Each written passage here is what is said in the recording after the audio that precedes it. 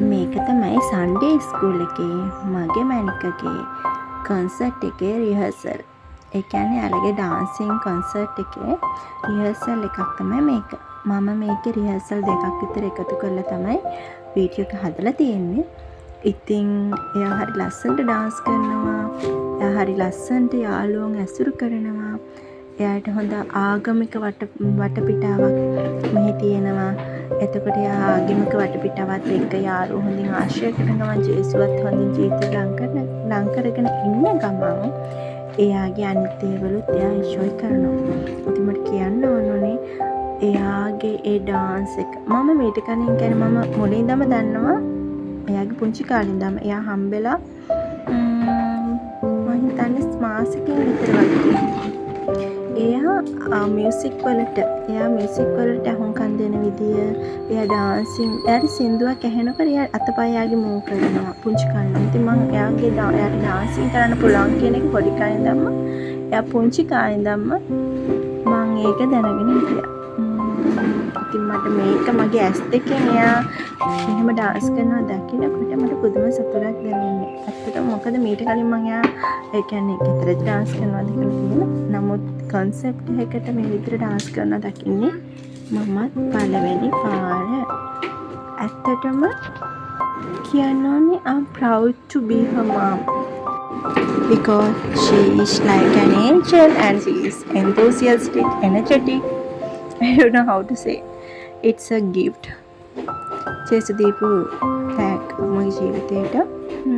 මගේ ජීවිතේ හම්බෙච්ච ලොකුම තෑග්ග. මම ඉතින් ඒක පරිස්සමින් ආදරෙන් බලා ගන්නවා. හැම මොහොතකම ජේසුට ස්තුති කරනවා. බලන්න යාගේ ඩාන්ස් එක යානෙත් මෙතන ඉන්න අනිත් ඔක්කොම යාට වැඩිය වෙනවා. මෙයා තමයි මෙතන පුංචි මෙක්කන. ඒකත් විශේෂයක්. මෙයා තමයි මේකේ ඉන්න පුංචි මෙක්කන. මෙතන ඉන්නවා එක වසරට යන්නේ ඉන්නවා. එතකොට නර්සරි අය ඉන්නවා. මෙයා තාම ප්ලේ ගෲප්. එතකොට මේ එක වසර දෙක වසර ඔක්කොමයි නර්සරි ඔක්කොමත් අය තමයි ඉන්නේ. ඉතින් මෙයාලගේ නර්සරි එකේ ප්ලේ ගෲප් ළමෙක්ට ඉන්නේ මෙයා විතරයි. ඒත් මෙයා අනිත් අයට වඩා ලස්සනට ඩාන්ස් කරනවා කියලා මට පේනවා. අම්මා කෙනෙක්ට මීට වැඩිය සතුටක් තියෙනවද? අම්මා කෙනෙක්ට දරුවන් දිහා බලාගෙන ඉඳලා එයාලගේ හැකියාවන් දිහා බලාගෙන ඉඳලා එයාලගේ ඉස්සරහට තියෙන හැම පියවරක් දිහා බලාගෙන ඉඳලා කොච්චර සතුටු වෙන්න පුළුවන්ද? අපිට මඟ පෙන්වන්නයි එයාලගේ ජීවිතයට අත දෙන්නයි ඒ අඩිතාලම හදලා දෙන්න තමයි තියෙන්නේ. ඉතින් මම මහන්සි වෙනවා මගේ පපාට අඩිතාලම හදලා දෙන්න.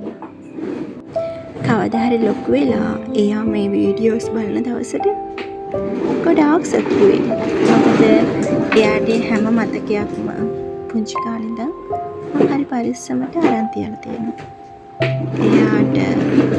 එයාට තේරෙන කාලෙක එයාට මේ දේවල් බලලා එයාගේ පුංචි කාලේ එයාට ආපහු ඇත්තේ දෙන්න පුළුවන්. ඒක නිසා තමයි මම මේ විදියට ලස්සනට වොයිස් කට් එකක් කරලා මේ වරන් තියන්නේ. කිස් පිටයි